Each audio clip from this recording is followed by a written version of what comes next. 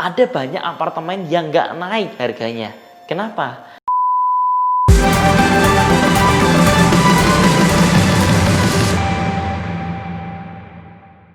Hey, welcome back to my channel, Anthony Sarsono, your guidance to become rich in the property ways. Nah teman-teman, hari ini seperti biasanya kita akan membahas pertanyaan-pertanyaan yang masuk ke DM Instagram aku. Nah, pertanyaan pertamanya adalah, Ko Anthony, saya ini adalah pegawai, mau coba bisnis properti kos-kosan atau apartemen seperti Kokoh. 4 bulan ini saya terus mantengin marketplace untuk cari rumah atau apartemen hotel, tapi susah menemukan yang sesuai kriterianya. Kalau misal Kokoh punya pagu pinjaman sekitar 1 miliar di bank, itu artinya punya dapat dipercaya sama bank itu sekitar 1 miliar ya uangnya mungkin ya. Margin flatnya 6,58% selama 20 tahun. Kokoh milih untuk kos-kosan atau apartemen dan di daerah Jakarta atau Bandung. Plus minusnya apa aja? Karena kalau dari rumah atau kos-kosan harganya sudah tinggi, apartemen masih bisa terjangkau. Nah teman-teman, jadi kayak gini. Pada prinsipnya aku pengen kasih tahu dulu ke kalian, semua orang punya trik masing-masing. Tapi kalau kalian tanya aku, sudah pasti 100% aku akan bilang kalau carinya itu adalah cari kos-kosan. Tapi balik lagi, budget kalian itu seperti apa?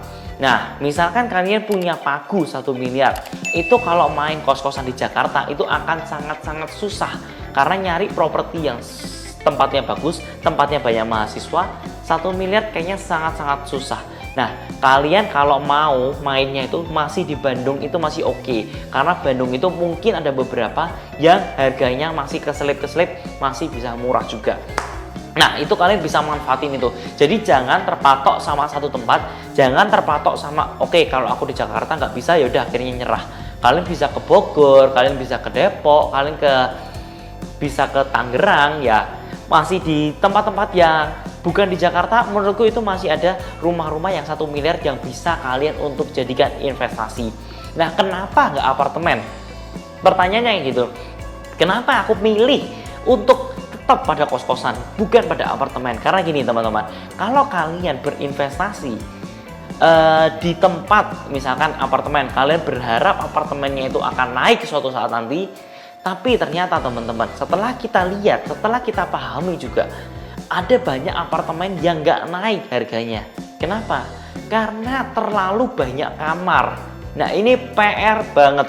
Jadi teman-teman, kalau kalian punya properti di satu properti, ya propertinya ini akan sangat-sangat spesial, propertinya akan sangat-sangat unik, tidak akan ada beda, tidak akan sama dengan properti sebelahnya. Walaupun beda 2 langkah, itu tetap berbeda. Propertinya tuh pasti punya keuniknesannya. Misalkan dari beda luasannya, beda bentuknya, beda rumahnya, beda desainnya, semuanya tuh pasti berbeda dengan rumah-rumah sebelahnya. Kecuali kalau kalian itu belinya di perumahan.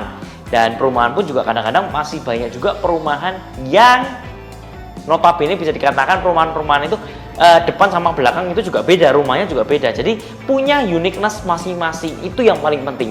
Nah, sedangkan kalau kalian beli di apartemen, yang menjadi PR itu adalah kalau kalian membeli apartemen itu kan ada ribuan kamar. Nah, PR-nya yang susah adalah kalian itu harus bersaing dengan ribuan kamar tersebut. Ujung-ujungnya apa? Kalian semakin stres, kalian semakin bingung, kok nggak laku-laku. Akhirnya menurunkan harga, yang situ ngelihat kalian nurunin harga, ikut turunin harga. Nah, seorang pembeli pasti cuma ngeliatin di OLX mana yang paling murah. Misalnya kita punya apartemen di Green Bay, kita kan bilang, oke, aku akan cari search di Google, search di OLX, search di rumah 123. Aku pengen beli apartemen di Green Bay. Aku akan search yang studio misalkan, dan aku akan lihat, oh oke, apartemen ini kayaknya oke. Nah, tapi harganya kok ada macam-macam. Oke, aku pilih yang paling murah. Walaupun desainnya jelek, tapi aku pilih yang paling murah. Karena apa? Karena ya bagus pun belum tentu selera sama aku. Jadi aku pasti akan pilih yang lebih murah. Dan mindset itulah yang membuat akhirnya pemilik properti yang investor-investor yang sudah mempercayakan uangnya untuk beli apartemen itu akhirnya stres sendiri. Karena kok di sana jual lebih murah, katanya salesnya itu bisa naik gila-gilaan, tapi ternyata yang sana jual murah, sana lebih murah, sana lebih murah lagi. Akhir-akhirnya kalian mau nggak mau kalian harus menurunkan harga kalian juga, dan itu akhirnya kalian akan crash marketnya, akan sangat-sangat buruk, dan akhirnya akan bersaing harga dengan secara tidak sehat. Dan menurutku itu sangat-sangat tidak efektif kalau kalian menjadi investor properti, apalagi kalian itu mengharapkan capital gain yang gede. Oh ya dong, kalian mengharapin capital gain yang gede karena apa? Karena cash flow dalam suatu apartemen itu biasanya juga sangat kecil. Kenapa sangat kecil saya bilang? Karena sekali lagi kalian itu bersaing dengan ribuan orang yang ada di sana. Kalian akan bersaing dengan orang-orang yang ada di sana. Belum lagi kalau mereka itu developernya nggak cuma bangun 1 tower, ada juga developer yang bangun sampai 10 tower, dan itu problem banget. Kalau semakin banyak, which is kalian itu nggak mungkin dapat developer, nggak mungkin dapat orang-orang yang bakal stay di sana untuk bekerja. Kebanyakan apa? Kalau semakin banyak towernya, itu artinya developer mengharapkan ada yang beli, tapi yang beli itu harus luar kota juga. Jadi nggak cuma dalam market Jakartanya, pasti dia akan push ke luar kota juga, karena ini proyek besar, ini mega proyek. Dan ini biasanya akan membuat developer itu push ke kota-kota kecil, ke kota-kota sedang lainnya, dan akhirnya membuat orang yang tinggal di sana adalah semuanya investor. Dan kalau semuanya investor itu sangat-sangat bahaya. Kenapa? Karena tidak ada perputaran di sana. Jadi tidak ada keramaian di sana, dan ujung-ujungnya kalau tempatnya itu tidak ramai, tidak bisa menghidupi lingkungan sekitar, akan banyak bisnis-bisnis yang tutup di sana. Jadi pasti ya apartemen itu akan diimbangi dengan ruko-ruko di bawahnya atau mall di bawahnya untuk gimmick supaya supaya orang-orang konsumen itu bakal datang ke sana. Nah, problemnya kalau semuanya adalah investor. Nah, ini sangat-sangat PR. Kalau semuanya di dalam satu gedung investor semua, ini investor, akan jadi apartemen mati yang ujung-ujungnya akan susah untuk menjual propertinya. Kalian akan bersaing antara investor dengan ini, bersaing dengan ini. Apalagi kita pemain-pemain kecil itu biasanya cuma beli 1 apartemen aja udah ngerasa senang banget. Tapi ada juga yang main itu sampai beli 10 loh teman-teman, yang berharap akan ada capital gain gede-gedean di suatu saat nanti. Jadi dia kalau udah beli 10, dia berharap capital gain gede-gedean, ternyata semuanya investor, anjong banget kan dia. Akhirnya dia pikir, yaudahlah aku akan jual murah aja, karena aku lagi butuh cash keras, aku lagi butuh cash money yang gede, jadi aku akan jual aja. Yang ini jual dengan harga murah, ini jual lagi yang murah, ini murah. Akhirnya semuanya jual murah dan kacau. Itu bener-bener kacau. Kalian tidak bisa mendapatkan capital gain dari sana. Jadi ini sangat-sangat tricky ya kalau teman-teman beli apartemen yang benar-benar banyak gedungnya, banyak roomnya. Itu pasti sangat-sangat susah untuk kalian bermain di sektor apartemen. Jadi untuk apartemen sebenarnya aku saranin kalian kalau masuk ke apartemen yang bisa memanage dan dia mempunyai keterbatasan, tidak terlalu banyak.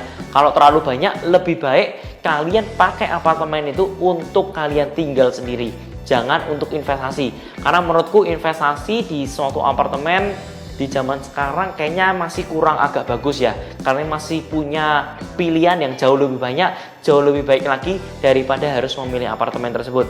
Tapi balik lagi, kalau kalian itu maunya untuk tinggal, kalian pengen tinggal sama pacar kalian, pengen tinggal sama istri kalian, sama anak-anak kalian, ya apartemen ya silahkan aja, karena emang apartemen jauh lebih affordable daripada rumah-rumah yang ada di Jakarta. Dan ini pun semua balik lagi ke pilihan kalian masing-masing. Oh ya, satu lagi kelemahan dari apartemen. Kalau apartemen itu kamarnya sudah sangat-sangat kecil. Jadi kalau kalian mau nyekatin lagi itu sangat-sangat impossible. Berbeda dengan kalau kalian itu berinvestasi dengan kos-kosan. Kalian beli 1 rumah dan kalian bisa sekat-sekatin sebanyak yang kalian pengen. Nah, itu yang membedakan. Kalau misalkan apartemen kalian mau nyekatin itu sudah sangat tidak mungkin. Kalau misalkan kalian sewain harian itu juga sangat-sangat PR karena kalian bersaing dengan ribuan market. Tapi kalau kalian mainkan itu dibikin cash flow per tahun, orang sewa per tahun, itu juga biasanya susah. Karena apa? Kalau 1 tahun itu biasanya kalian akan mendapatkan cash flow yang sangat-sangat minim. Jadi menurut saya itu masih kurang smart kalau kalian itu berinvestasi di apartemen. Beda cerita kalau pengelola lain sangat-sangat jago ya. Beda cerita kalau kalian itu villa mungkin boleh. Villa karena aku lihat returnnya masih sangat-sangat gede.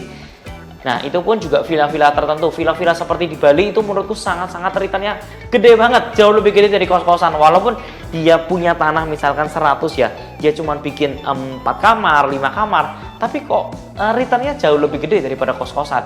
Karena mereka marketnya adalah market luar negeri. Dan propertinya juga cukup terjangkau. Kalau aku lihat-lihat, aku punya teman beberapa di sana.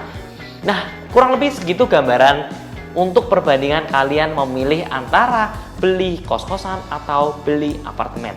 Nah, teman-teman, thank you for watching. Dan teman-teman, jika masih punya pertanyaan, kalian bisa juga tanya di kolom komen. Dan jika teman-teman suka dengan video kali ini, kalian bisa share ke teman-teman kalian supaya banyak orang yang mendapatkan manfaat dan supaya orang banyak yang tidak terjebak. Oke? Gitu dulu, thank you for watching and I'll see you in the next video. Dan jangan lupa untuk subscribe. See ya!